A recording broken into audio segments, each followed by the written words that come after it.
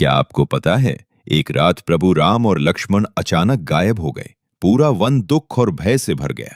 हर कोई घबराया हुआ था। आखिर प्रभु कहाँ गए? तभी हनुमान जी ने अपने नेत्र बंद किए और प्रण किया, जब तक प्राण है मैं अपने प्रभु को ढूंढ कर रहूंगा, चाहे मुझे पाताल लोक ही क्यों ना उतरना पड़े। जल्द ही उन्हें पता चला कि प्रभु राम और लक्ष्मण को अहिरावण, जो रावण का मित्र और पाताल लोक का शक्तिशाली राक्षस था, अपहरण कर ले गया है। अहिरावण उन्हें अपने तंत्र मंत्र के बलिदान के लिए तैयार कर रहा था। हनुमान जी ने अपने विशाल रूप में छलांग लगाई और धरती के गर्भ में उतरने लगे।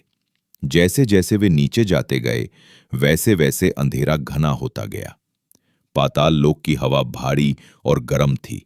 चारों ओर सर्प लिपटे हुए थे और अद्भुत जीवों की आंखें अंधेरे में चमक रही थीं।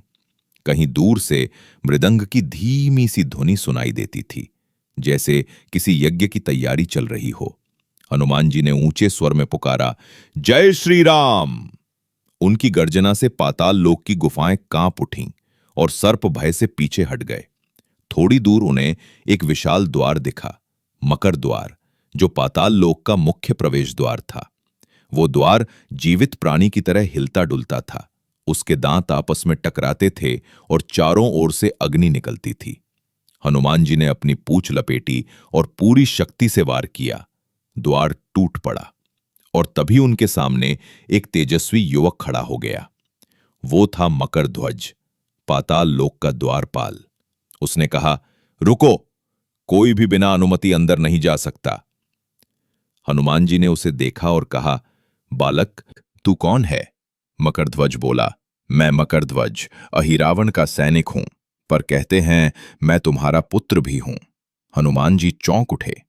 मकरध्वज ने बताया कि जब हनुमान जी ने लंका जलाने के बाद समुद्र में छलांग लगाई थी, उनकी पसीने की एक बूंद एक मगरमच्छ के मुख में चली गई और उसी से उसका जन्म हुआ।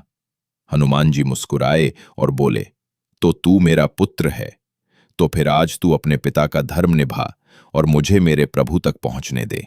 मकरध्वज ने सिर झुकाया और बोला, यदि आप धर्म के लिए आए हैं तो मैं आपका मार्गदर्शन करूंगा।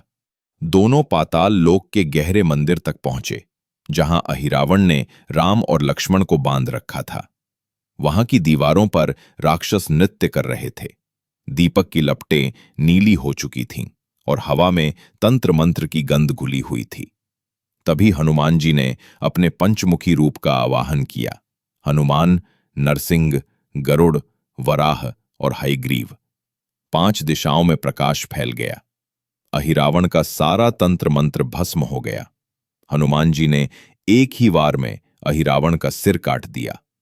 फिर उन्होंने प्रभु राम और लक्ष्मण को अपनी बाहों में उठा लिया और कहा, प्रभु, जब तक हनुमान जीवित है कोई आपको छू नहीं सकता। पाताल लोक के देवताओं ने उनके चरणों में प्रणाम किया। राम जी ने हनुमान को गले लगाते हुए कहा, हनुमान, तेरे बिना राम अधूरा है। उस दिन के बाद से ही हनुमान जी के पंचमुखी रूप की पूजा होने लगी, क्योंकि वो केवल शक्ति का नहीं बल्कि भक्ति, रक्षा और अमर निष्ठा का प्रतीक है।